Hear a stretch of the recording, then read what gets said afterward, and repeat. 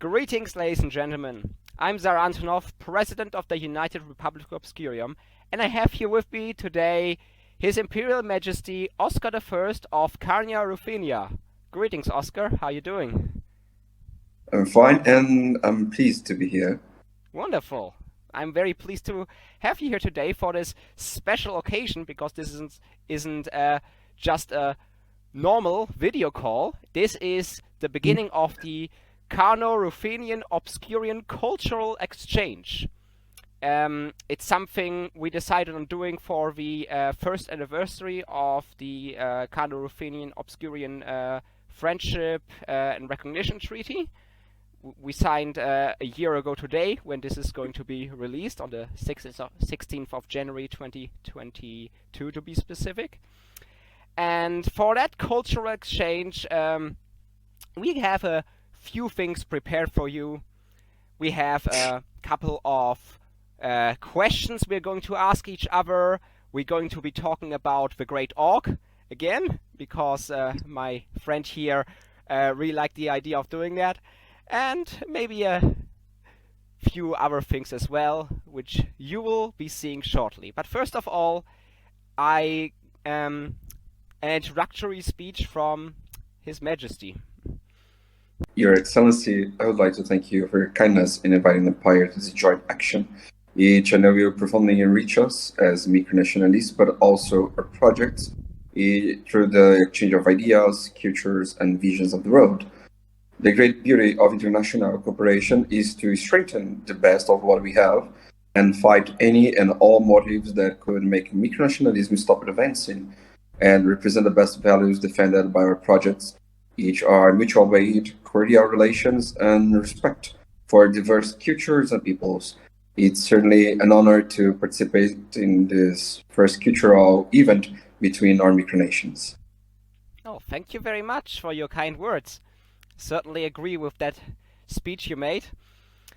Well, as for my little opening speech, I'm a man of well, I'm not a man of few words, but as opening speeches go, I will say that it's very tremendous to have you here as well. I'm very much looking forward to what we are going to learn during this cultural exchange about each other, about each other's nation, especially since well, I've always known that Karnia-Ruthenia existed. I've always known as a very important micronation, but I never really, and I'm not alone in this. I've never really known what it is that you were doing and really how you were running the place. So I'm very much looking forward to finally answering some questions in that regard. And I'm also very pleased to have this first contact with a South American micronation, which I have never had before. So it is once again a great honor and pleasure to be conducting this cultural exchange with you. And so let us get to the beginning. Before we ask each other the 6 questions we have prepared, there is one question we are both going to answer, and that question would be, how did we get into micronationalism? Well, it was 2009. I was researching about countries. I always like the research and the meaning behind and the history, of course, of countries that existed before and no longer exist. And I found a website of a Brazilian micronation called Holy Empire of Reunion that still exists. And they have a very complete website with not just the flag and the coat of arms, but the full history and laws and the constitution. And I was amazed by it, and I started to think, what about create my own project? And by August 2009, after a month of research, I created my first micronation that lasted 4 days, I believe. And after that, I still researched, but no longer joining any project until 2014, when I found Ruthenia, not the empire at the time, but the kingdom of Ruthenia. And well, I'm here since then. And by now, I'm not that eccentric for my parents that pretty much involved themselves in the Karno-Ruthenian project. And from 2014, and by now, I made friends from all over the world. And not just friends, but also allies. And I brought too many people to the project. So for me, it's a huge achievement. Karno-Ruthenia is no longer a micronational project, but something more related to who I am and what I do with people around me. So not just my parents, but my fiance, my daughter, cousins, uncles. By now, I have a huge imperial court around me, and it's amazing to share things that are fun to us to people we like. Well, it is indeed something to have built up such a vast community over the years, and it's also very nice to hear it means so much to you, and it is such a great part of your life nowadays. As is Obscurium, of course, to me. It started out a bit different. This is something I have not been telling many people. It's something I just remembered not too long ago because I keep forgetting it. I guess but it goes back to the whole reason why I went into micronationalism, and that reason being because I'm just unhappy with the country around me. Not that the country is overly terrible, it's just little things here and there that I don't like and I think I could improve. And so when I was a kid, when I was in school, I decided to declare my room to be an independent country, and I immediately forgot about that after a couple of weeks until I found some kind of treaty. I drafted up with a friend who followed my example and also declared his room to be independent and such. You know, silly kids, we we did that. Um, but I completely forgot about that, and even when I learned that there was such a thing as micronations in 2017, I didn't immediately remember that. I only remember that when I already had founded my micronation. But the reason why I found my micronation 2017 was also due to unhappiness with the state. I discovered the concept and I thought, well, you know, I do think I could improve upon the countries that exist and could do something better. At that time, I was also a hardcore communist, which I'm not anymore. So the whole thing was called the United People's Republic of Mars, and it was on Mars as well. You know, that's what happens when you're 17 years old, I guess. But after a year, I did have some other citizens as well. We realized that, you know, wasn't the best idea to have a communist micronation on Mars, so we kind of brought it back down to Earth, changed the name, changed the image a little bit, and that's how the UPROM became. In fact, Obscurium seems very distinctive from other micronations. Something more personal. I believe every project was created to illustrate what the founders thought to be the perfect country, but Obscurium have something more. It's like a very personal project, but not just a one man nation. It's not that. It's something that once you have contact with, you think it's really familiar. I guess this is the word. It's familiar. You read about the history and what you have done since then, and you say, I can relate to it. I can be fond of it. I can respect it. I can imagine why it was done, and it's very interesting and very different from other projects. Oh, thank you. I'm happy to hear that you think so.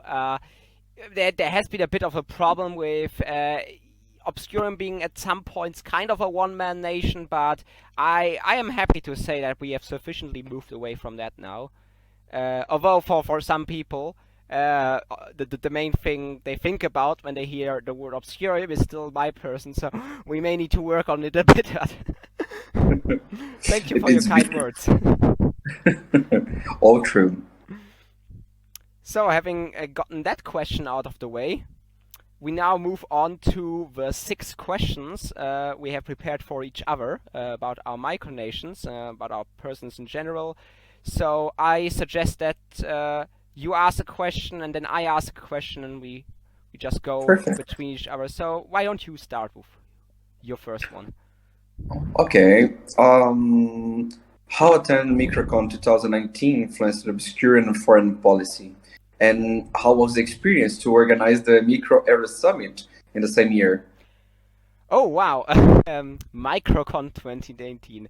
That was indeed a very important event because before that, it had not been very long since the UPROM became Obscurium. As a matter of fact, when I registered for Microcon, I registered as the UPROM, and then I had to write them in April and tell them, sorry, we changed our name and flag and everything. Could you please change everything on the website as well? But thankfully, they were very responsive and very kind, and did so immediately without any fuss about it. But that was the first time when Obscurium really interacted with any other micronations in person. We started to interact with any other micronations at all in late March, early April.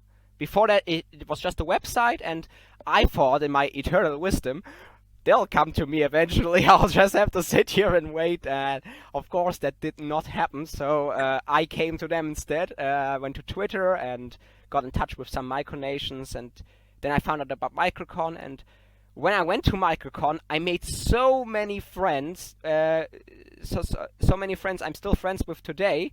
So that was the start of many great relationships, and it directly led to Obscurium's first ever in-person state visit, which happened just a couple of months later in September of 2019, when I visited the Nordonian Empire in Sweden. I met their leader, Adam Lindström, in Toronto at Microcon, and of course, as of today, I have conducted state visits with a bunch of micronations, at least a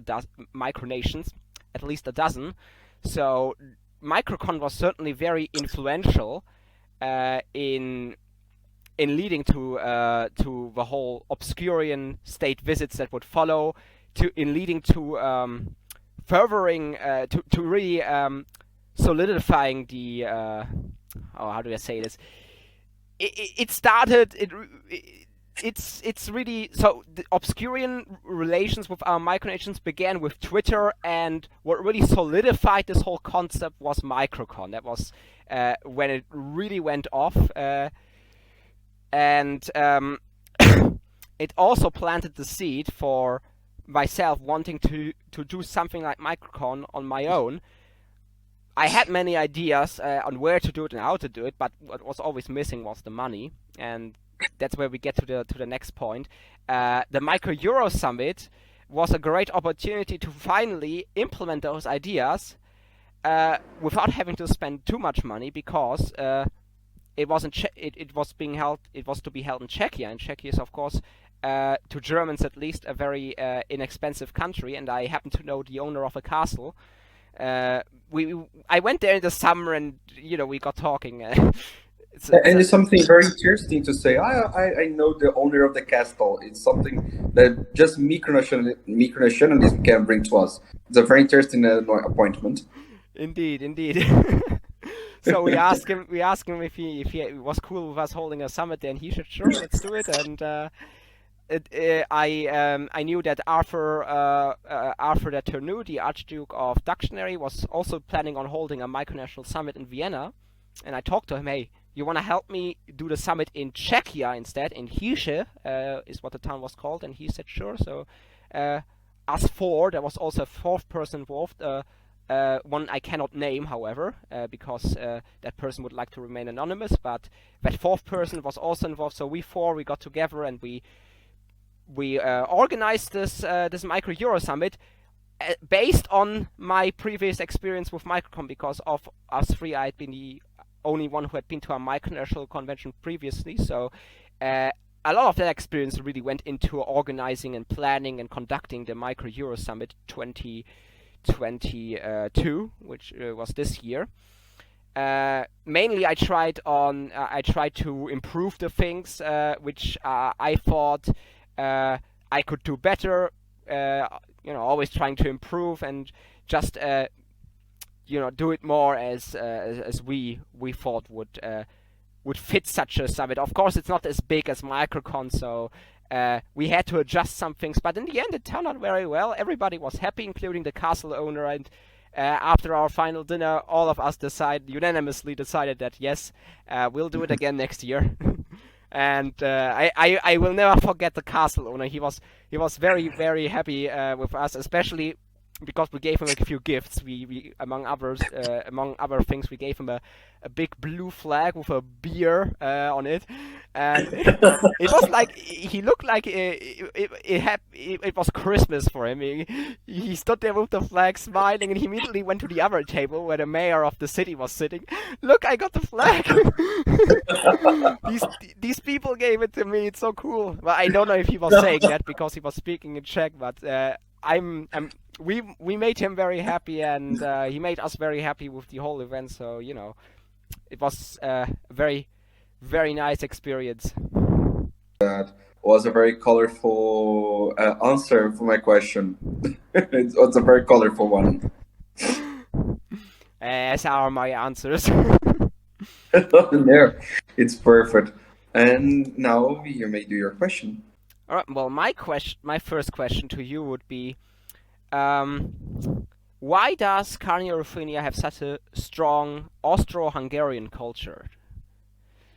By accident. This is the most sincere answer I may give you. From the start, Ruthenia was meant to be something inspired by The Prisoner of Zenda, something more Ruthenian, country enclaved in something the Balkans, something more Russian. But for some reason, and I cannot explain why exactly, we at first gathered interest from Portuguese micronationalists, and these brought Italian and Portuguese influence, and I made friendship with some Czech micronationalists, and they think that since I have Hungarian ancestry, would be more proper for me to, instead of simulate something Russian, to do something more Hungarian. And on the other hand, I'm sorry, they did something more Habsburg-like, and it merged. And it was about 2016 that Karno-Ruthenia became that Austro-Hungarian thing, but wasn't meant to, wasn't my first intention. In fact, Ruthenia was founded to be something like a popular monarchy and not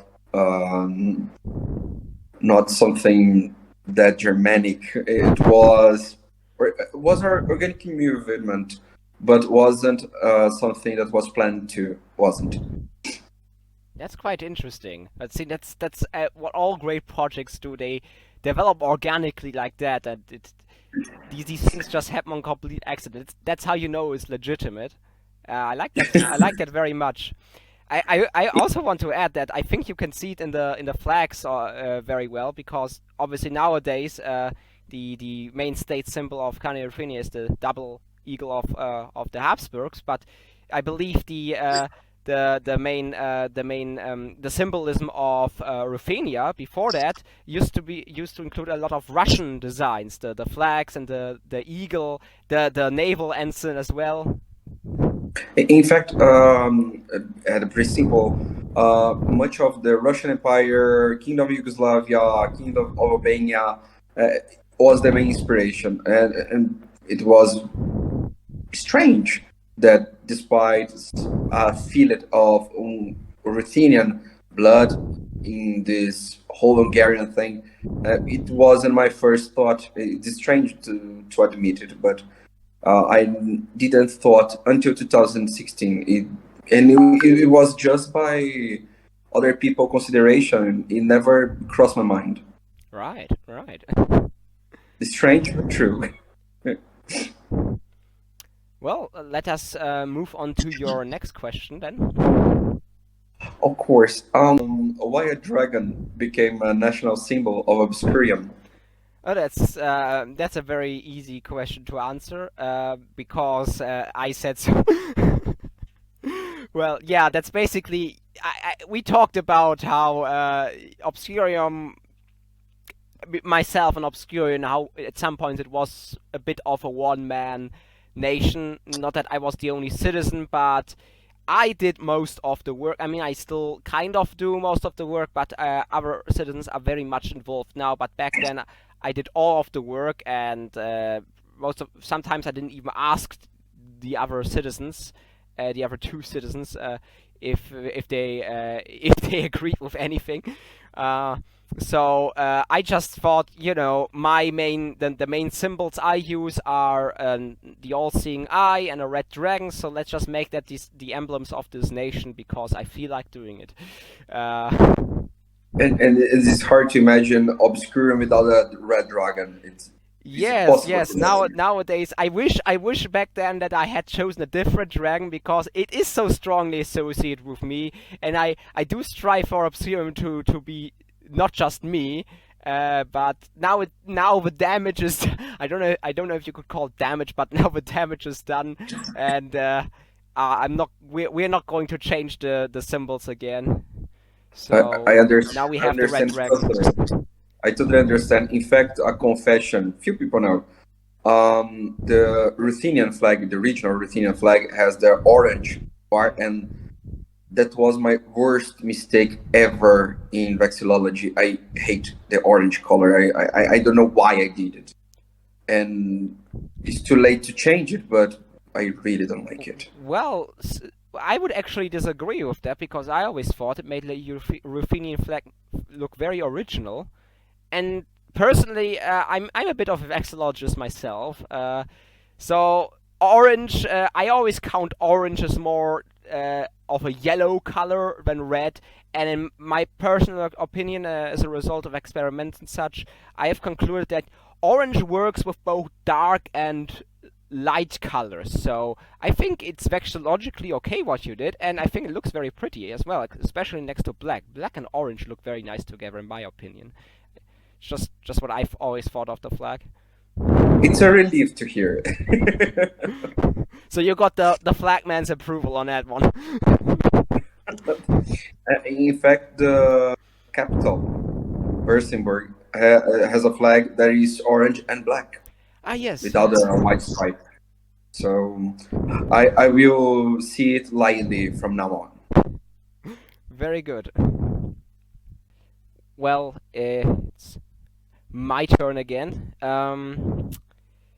How does the empire operate? As in, I mean, I know from Obscurium that I try to include everybody in the decisions, and that's why it takes very long to make decisions. But how do you do it in the Empire? Do you sit down at certain times, or? I got that question.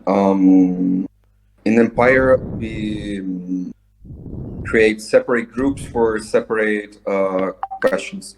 For example, we had a commission for military. We are working in a uniform, in your endeavors related to military. So just the military crew work on this group. We have a different group for the imperial diet, that is our parliament. So any discussion, any approval of laws are done at this group. We no longer have this group, but for foreign policies, we have some consultings. Well, we work for separate groups. One thing that works in Empire and works very well is that usually when someone came to us, and usually they look after me, but not only, and they want to do something, usually it's something more on their own. They don't look to work with other people. I don't know why. And sometimes I made them work together with the same subject. or I leave them alone to work. For example, or Hofpfalgraf, that is the head of the heraldry of the Imperial and Royal Heraldry College. He likes to work alone, and a part of the heraldry he used to do our very famous and also very funny collection of portraits, formal portraits. It was always something done by as a joke, and he really enjoys to do it. And sometimes I open my account. I open. I open. I have some message on WhatsApp or Telegram, and when I see it, it's me in uniform. It saves my day mostly. Mostly. Well, very interesting to hear. So, what would your next question be? What is the inspiration behind Obelisk Day? Our Obelisk Day. Our most obscure holiday, one might say.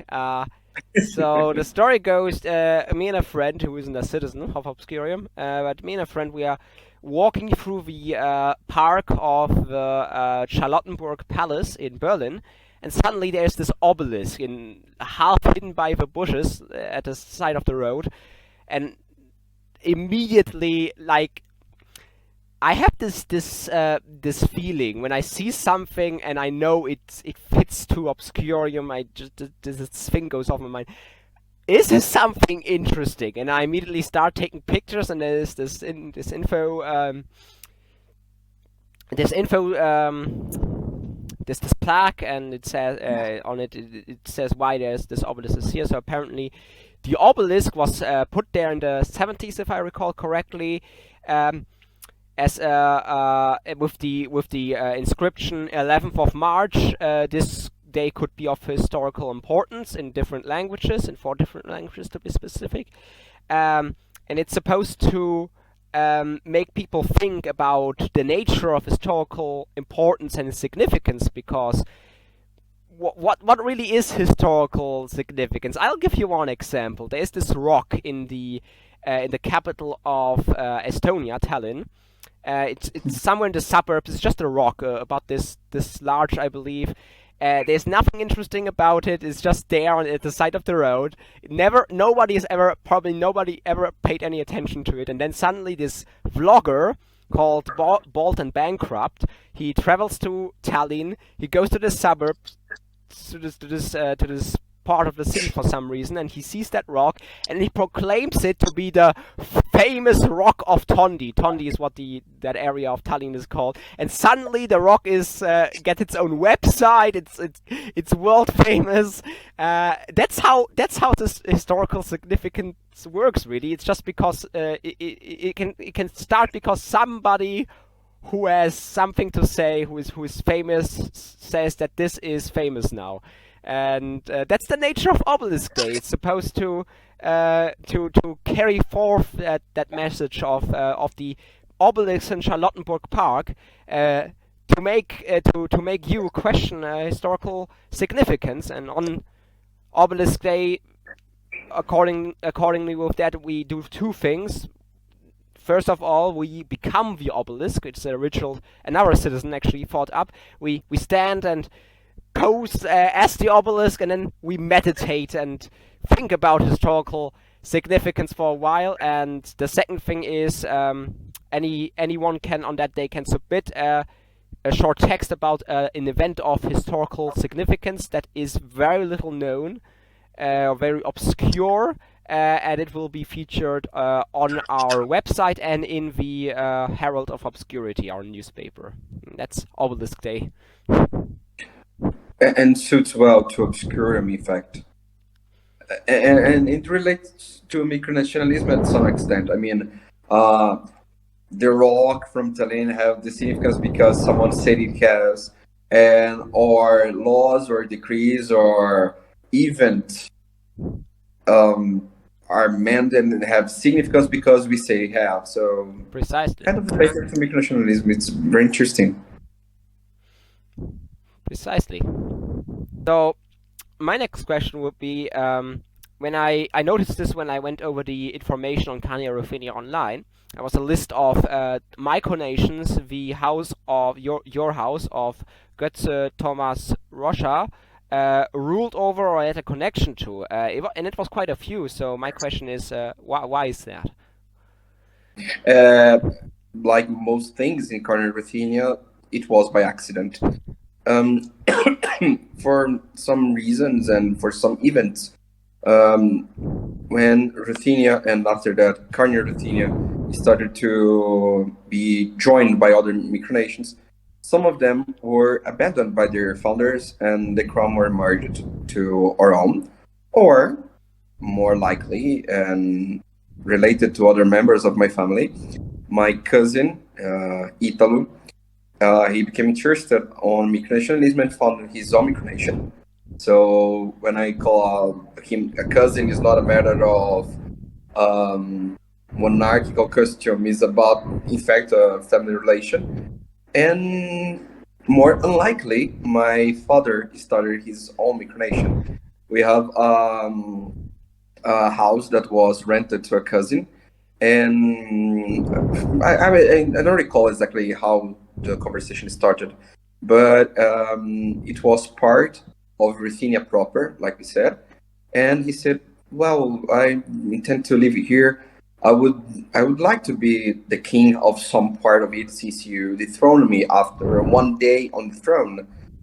And I felt really, really bad at it.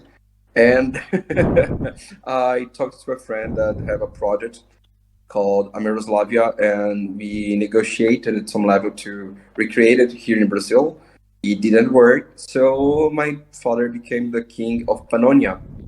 That was family property. While my cousin Italo, he became Wilhelm the First at Taslavia, a micronation with a heavy Italian influence. He lives in a city nearby São Paulo that was basically composed by Italians or descendants of Italians.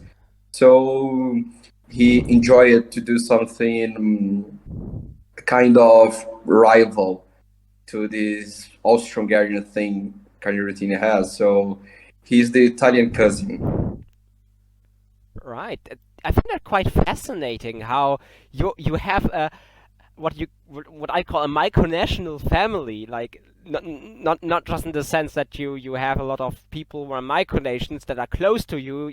It's literally your family that runs a bunch of different micronations, which is a stark contrast to many other people whose family sometimes. I mean, my family doesn't really care much, and but I know for a fact they would certainly not want to have anything to do with it directly.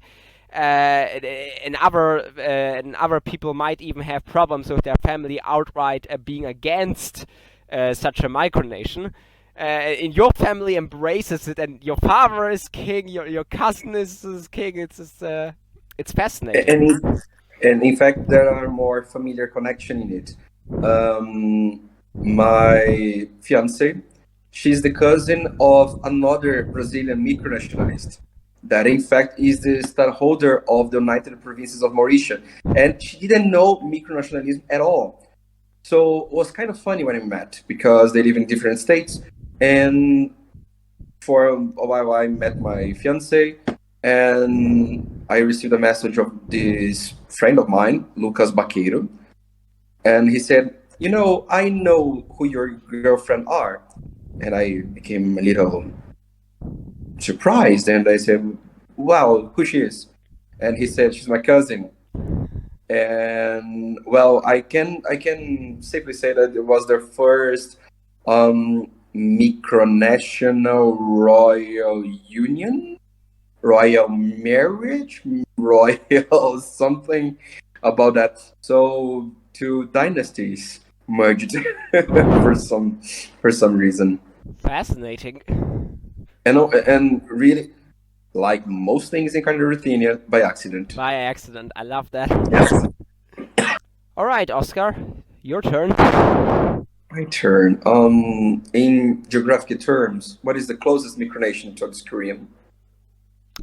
Now that's a good question. The closest micronation to Obscurium. I would say it's probably there's this Danish micronation called Allore, if I am not mistaken. It's an island, and the whole thing is the island is uninhabited for the entirety of the year except for 1 week, where all the citizens gather there for camping and fun and stuff. They're a bit obscure as well, but I do believe geographically they would be the next to me. There's also a German micronation or micronation-like project called the Freya Nordland Territory. I believe I've meaning to reach out to them for some time, but I've never gotten around to doing that. They would be in Bremerhaven, but I think the one in Denmark is closer to me. And if it's not Allure, it's probably Christiania in Copenhagen. So I think those are the closest micronations. You have very interesting neighbors. Yes, indeed. And Christiania is definitely worth a visit, by the way, if any of you watching ever get the chance to go there. It's not like there are drugs everywhere. It's complete anarchy, and you won't get out alive if you go in there. They have actually some very nice spots in there, and I definitely recommend a visit. Noted. Christiana, get into the list. 10 most desirous place to be visited by the Emperor of Karnia. Just make it up to the list. Second to last question from me. What is your most important holiday and how do you celebrate it? Wow, the most important holiday. In Karno-Ruthenia, of course. That's a good question. Religious holidays have some importance here. The majority of our population are made of Catholics. So Christmas could be the right answer. Could be the right answer, sure. But a micronational holiday per se. We have some, and we changed some holidays. For example, the Emperor King's Day no longer exists. But if I could name one, I would be saying the Delveran Heritage Festival. What is the Delveran Heritage Festival? It's not a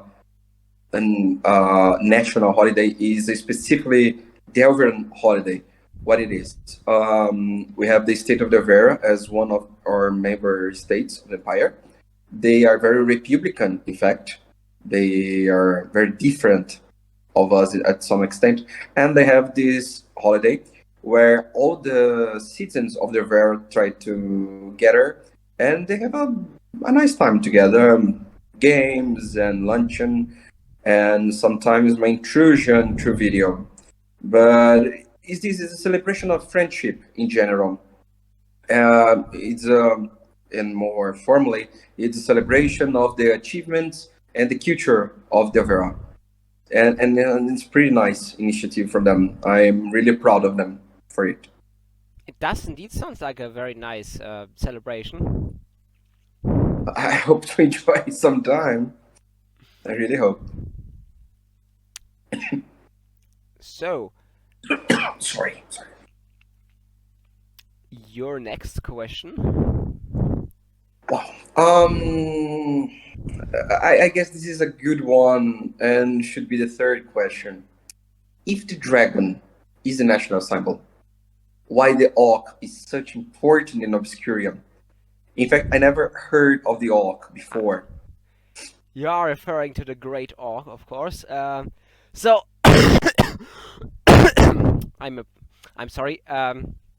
That's something I never really discussed a lot with the other citizens. Something I kind of introduced unilaterally. Did I unilaterally introduce it, or did we vote on it? Maybe we voted on it, but other citizens have not really celebrated it much yet. So, but the Great Auk is very important to me personally, just because we have one of them, a stuffed one, in the Natural History Museum here in Kiel, and my grandfather always took me there when I was little, and he taught me about the Great Auk, and it's of course a very tragic story of overhunting and how this species of bird went extinct. We are of course going to talk more about that later, but because the Great Auk is such a tragic reminder of how humans can destroy, how humans are destroying the environment and have destroyed the environment, I felt that it was important to remind people of that, and so it became an Obscurian holiday as well. So the Auk might not be as important as the Dragon National Obscurium, but it does have an importance. It does still have an importance, and it has an importance to all of us as well, collectively. One is the type of the country intended to be, the other is what the nation doesn't want to forget. Interesting. Very nice. My very last question. When I looked over your member states, I noticed that you claim the island of Socotra. So what is your nature? What is the nature of your claim over that island? Well, in August 2018, we have an American citizen there, and he worked for UN, and he was a member of the micronation called Lemurian Empire. Many citizens of Lemurian Empire later joined Ruthenia, and since the project was at the time, Lemuria was basically going inactive, they transferred this claim over Socotra to the empire. We never explored too much, and by 2020, our citizens left the region because have some question involving the American government refusing to influence the political developments in the region, and the claim was maintained, but it's nothing we really explore of it.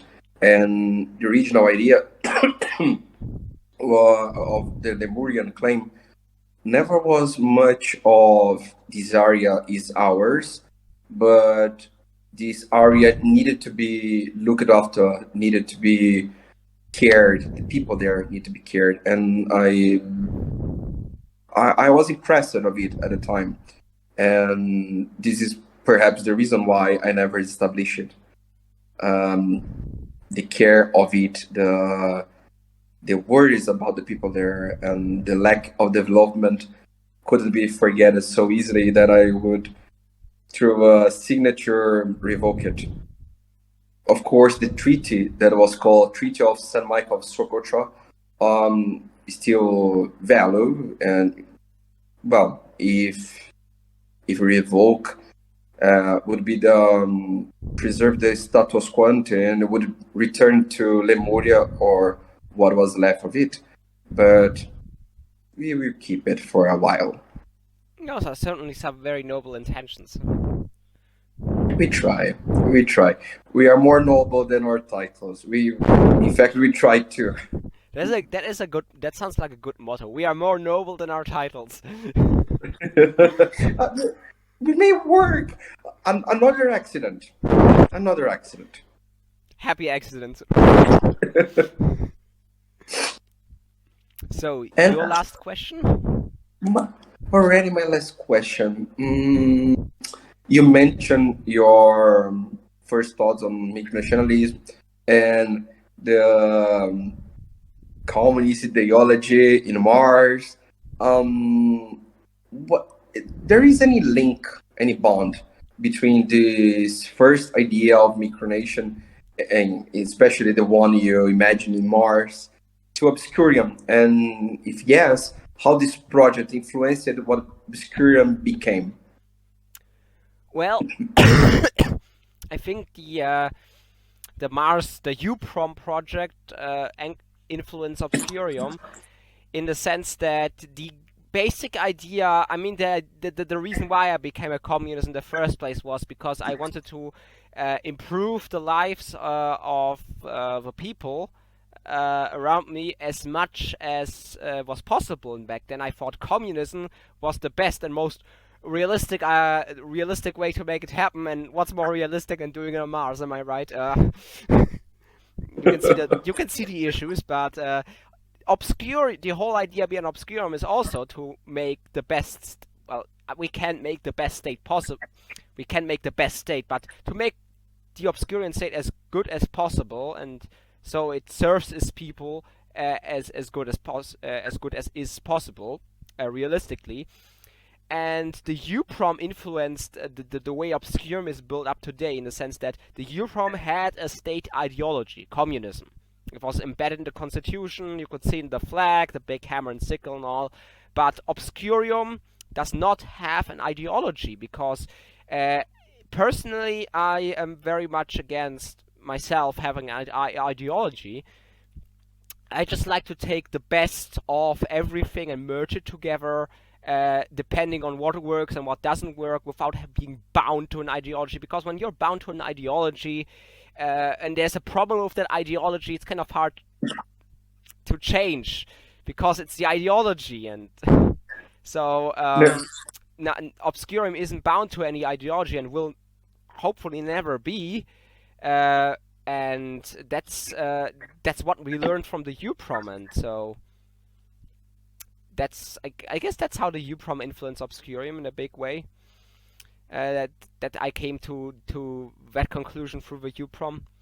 Besides that, I don't think anything remains of the EUPROM. Yeah, but in fact, Obscurium may be obscure, but it's certainly cosmopolitan in terms of ideology, of political thinking. It's very nice, especially coming from someone that young. It's a compliment. Certainly, it's a compliment. Oh, thank you. I'm impressed. So those were our 6 questions. Next, we are going to be looking a bit more at the Great Org and its history, and also at two paintings both of us will be finishing. But that's something for the next time. So I'll see you around. Your Imperial Majesty, thank you very much for being here. It's an honor and a pleasure. I'll see you in the next time.